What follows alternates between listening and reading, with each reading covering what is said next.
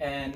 بسم الله الرحمن الرحيم اللهم صل على سيدنا محمد وعلى آله وصحبه وسلم أجمعين. And dhammaan waxaan halkan ka salaamayaa bahda waxbarasho ee ku nool Soomaaliya,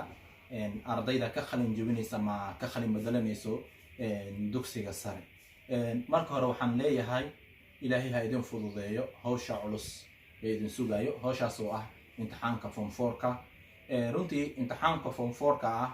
waa imtixaan ka duwan imtixaamada kale lagu galo dugsiga sare, ama haddii markii laga reebo form 4ka, markii laga reebo imtixaamada class form 1 form 2 form 3 wuu ka duwan yahay. maxaa yeelay imtixaanka form 1ka form 2ga form 3ga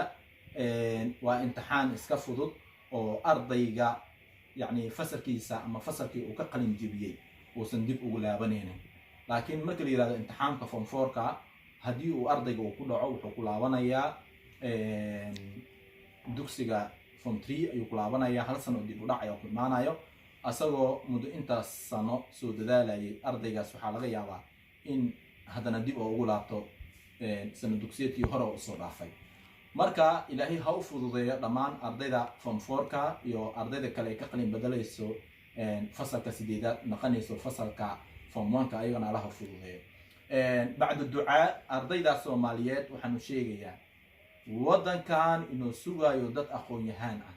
maxaa yeelay wadankeenan waa arkaysaa waa wadan khayraadkiisa maalinba maalinta kasii dambeeyo oo sii tarmaayo. maxaa yeelay natural resources uu ilaahayna siiyey, khayraadka dabiiciga ah oo ilaahayna siiyey ma ahan wax la soo koobi karo. maanta anagoo haysano khayraad aad u tiro badan, ayaa maanta waxaan gacanta aan u hoosanaynaa ama u hoos dhiganaynaa dadaan maanta anaga aan ka qiimo badannahay oona ka khayraad badannahay. maxaa yeelay markaan anaga wadamada shisheeye aan gacanta aan u hoosanayno waa wax anaga oo aan kasbanayno, ma aan wax ilaahay qadar ilaahay noogu ridi ma ah, waa waxaan anaga kasbanayno. maxaa yeelay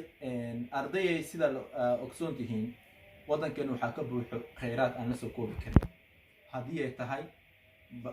badweynta ama badweynta India ama badaha anaga aan leenahay 1, haddii ay tahay webiyada aan leenahay 2, haddii ay tahay buuraha aan leenahay oo ka buuxo diamondska ama mineska, maadada loo yaqaano mineska ama macdanta qaybihiisa kala duwan. haddii ay tahay diamond, haddii ay tahay silverka, haddii ay tahay petroleumka ama petrolka, haddii ay tahay macdanta noocyadiisa kala duwan buuraha aan leenahay. markaan ka dubno dhulkeenaan sidaad arkaysaan waa dhul barakaysan. haddii hal xabo masaga ama gelay inta soo qaado oo aad dhulka ku rido 3 maalin gudaheeda way soo baqlaysaa. caalamka ma qabaan khayraadkaas. wabiyada markaan imaano waxaan leenahay dhul beereed aad iyo aad u baaxad weyn ayaan leenahay oo wax soo saarkiisuna aad u fiican yahay. wadankeena waa wadan qani ah oo aan fakri aan ahayn, balse wuxuu u baahan yahay wadankeena dad aqoon-yahaan ah ee ku fikira dhaqaalaha sidaan maanta ugu macaashi lahayn. maxaa yeelay maanta haddii aan soo saarano macdantii dhulku nagu jirtay oo aan qodano, haddii aan shidaalkii aan soo saarano, haddii maxay eedoo khayraadkii badda ku jiray, haddii ay tahay gaaskii badda ku dhex jiray, haddii ay tahay cunay seafoodka loo yaqaanay oo ay badda noogu dhex jirto ama badda dhexdeeda noogu jirto, haddii intaba aan soo saarano, wallaahi Soomaaliya waxaan ogahay 2 days ayay waxay ku noqonaysaa wadanka ugu qanisan adduunka ayay 2 maalin ku noqonaysaa. maxaa yeelay shidaalkeena maanta haddaan qodano 1 maalin gudaheeda ayaa intaasoo wadan ah noogu soo xirmayso shidaalkeena qaadanaya, anagana dhaqaale aan ka helayno waan gadanaynaa. beeraha haddii aan markaa webiyadeena aan dhisano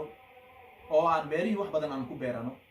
dhaqaalaha fara badan waxaan ka soo saari karnaa beerahan ka soo saari karnaa. macdantii dhulka ku jirtay haddii aan soo baxsano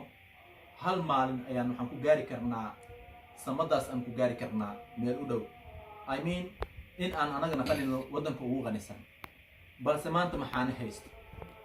cadow ayaan haysta, dad badan oo cadow ah oo ay kamid yihiin qurbaha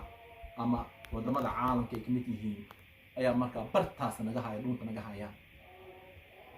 waxaasoo dhan marka maanta yaa badbaadin kara waxaa badbaadin karto arday wax baratay oo waxbarashadoodiina ka run sheegay oo aan qish wax ku baranin oo aan musuq maasuq wax ku baranin oo aan maxay ahaydo dadaal xumo aysan wax ku baranin marka waxaan waana iyo bogaadin iyo talo iyo duco intaba aan ujeedinayaa ardayda sanadkan qalin jebinayso ilaahay ha idin fududeeyo imtixaanka ilaahay nama tusa arday dhaca waddankan wuxuu sugayaa ardayda maanta qalin jebinaysa ayuu sugayaa iyo kii biri qalin jebin doona hadduu la yidhaahdo in markaasiti khayraadkeena gacanteena aan kusoo saarano si aan ugu baxno waddan tuuqsi islaameed si aan ugu baxno baahida iyo abaarta haddii ay dadka wax bartaan tusaale markaan soo qaadaan waddanka Japan oo kaleete waa waddanka ugu dhaqaalaha badan dunida mobilka ay soo saaraan suuqa markaa tagto wuu ka qaalisan yahay mobilada kale wadamada kale ay soo saaraan bareeska nalka lagu xiriirinayo ee ku qoran made in Japan wuu ka qaalisan yahay bareesyada kaleente muraaxadaha ay soo saaraan wuu ka qaalisan yahay wadamada kale waayo u dhacday maxay tahay sababtay u dhacday waxay tahay waddankaasi waa waddan waxbarashada runta ay ka sheegeen waa waddan dadkoodii aqoon-yahaan ah macalinka keliya ee iskuulka dhiga waddanka Japan wuu ka dhaqaale badan yahay ra'iisul wasaaraha waddanka Japan wasiiradu ka dhaqaale badan yahay because of waxaa la ogaaday macalinka inuu yahay lafdhabarka waddanka inuu yahay la-aantiisana aanan horumar la gaaraynin saali ajligeeda Japan heerkaas wuxuu ku gaaray aqoontii iyo waxbarashadii ay ka run sheegeen anagana insha Allah ka Soomaali ahaan waa gaari doonaa heerkaas hadduu eeba ilmo marka ardaydeena form 4 ka ah habeenkii waxa la iska akhriyo maxaa yeelay markii aad Facebook aad galayso oo weeraan 5 saacadood ama 6 saacadood ee kugu qaadanaysaa habeenkii inaad Facebook ku jirto ama naba aadan caajisin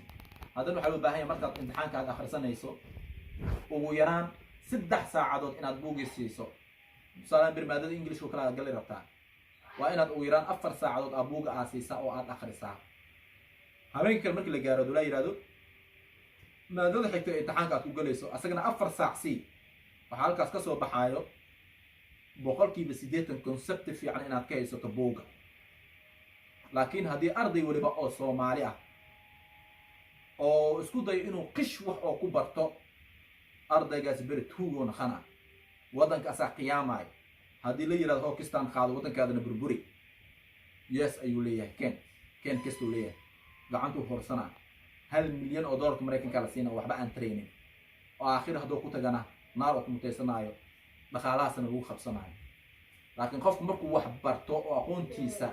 oo run oo ka sheego manaba lagama yaabo haddii la siiyo xataa 1 trilyan ama 100 trilyan oo lacag ah haddii la siiyo manaba lagama yaabo ardaygaas inuu waddankiisii oo ku gato lagama yaabo sababtu maxay tahay aqoontiisii ayaa celinaysa 100 trilyanna wuxuu ogaanayaa wax ka qiimo badan 100 trilyan inuu caradiisa ay ku jirto badiisa inay ku jirto beerihiisii inay ku jirto qoraxda inay ku jirto galaxiga the sun qoraxda inay ku jirto qoraxda waa qayb ka mid ah natural resource marka inahow waxaan duco iyo bogaadina u dirayaa ardayda Soomaaliyeed meel walba ay joogaan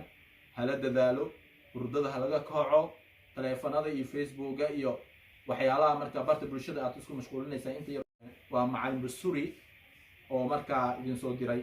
bogaadintaas ducadaas waddanka balanteena waa in waddanka aan ku badbaadino aqoon balanteena waa